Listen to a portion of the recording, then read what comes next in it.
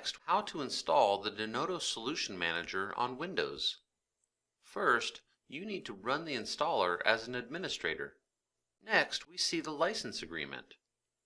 Read the licensing conditions carefully, and then click to accept them, and click Next. Now we see the Denodo Platform Setup installation method.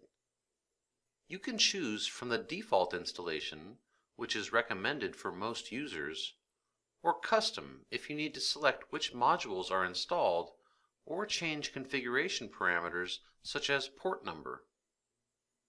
You can also change the installation path if you don't wish to use the default.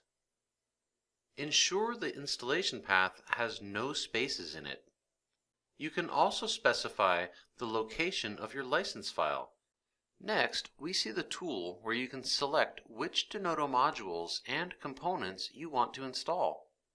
We'll go with the default options for all modules and proceed with the install. Now we are taken to a summary of the installation configuration. Here we can see an overview of all the selected module installation options, port numbers, locale, etc. Once you are done, click Next to proceed. Now the installer will proceed with the installation. This process can take several minutes to complete. Once the installation is completed, click on Next to proceed.